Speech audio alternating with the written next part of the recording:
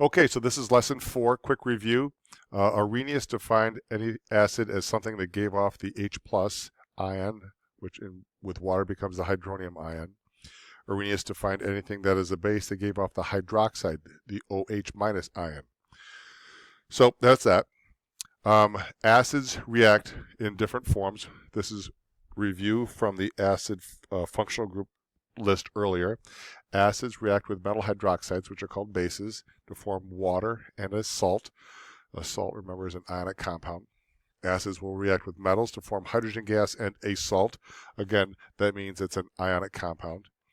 Acids will react with metal carbonates to produce a salt, carbon dioxide, and water.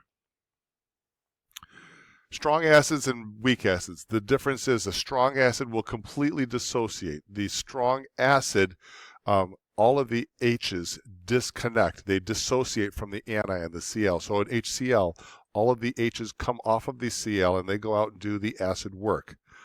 As opposed to a weak acids only partially dissociate.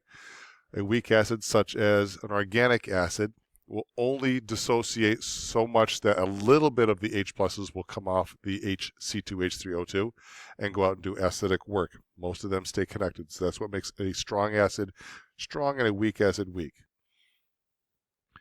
Here's the alternate theory, also known as the Bronsted-Lowry Theory. You do not need to know this by name, but the alternate theory says that it builds upon the Arrhenius definition. Arrhenius said anything that gives off an H plus is an acid. Bronsted and Lowry defined that as a proton because an H plus is a proton. The big difference is between the Arrhenius and Bronsted-Lowry definition of base. Arrhenius said anything that gives off a hydroxide is a base. Bronsted-Lowry further that as anything that can accept a proton. Conjugate pairs have to do with the Bronsted-Lowry theory. In a Bronsted-Lowry conjugate base, the difference between the two is a proton. So this right here talks about the fact when an acid loses a proton, something must accept that proton. The thing that accepts it has to be a base. So in the example right here, we have nitric acid reacting with water to form HNO3, the hydronium ion, and NO3, the nitrate anion. In this reaction, the H2O is accepting the H+, it becomes H3O+. The HNO3 gives off the H+, which is the proton. So therefore, the HNO3 is an acid. The H2O is a base. So if we label these separately, this is going to be an acid. H2O, because it accepts the proton, is going to become a base. The conjugates of these two things are the opposite side. The other side of this, on the other side of the equation, that has accepted the H, so now if it goes in the reverse reaction, that will give off the H plus, the proton. So this time, this acts as a conjugate acid. It is the conjugate acid to the H2O base. Similarly, the NO3 anion, that acts as a conjugate base to the acid, nitric acid. And that is the difference between a conjugate acid and conjugate base with the Bronsted-Lowry theory definition. You're going to want to read that right there. That will help you. Bunch of questions here.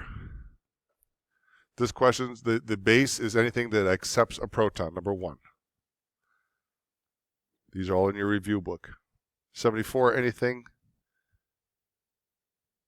in H2O, this time H2O is accepting the proton, so therefore H2O is a base because it accepts a proton. And remember, H plus is a base. It should be H plus is a proton. In 75, the answer is H2O is acting as an acid because it's donating a proton to the H2PO4.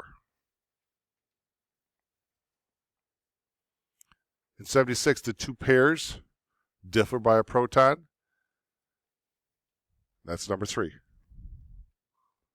And that brings us to the end of that.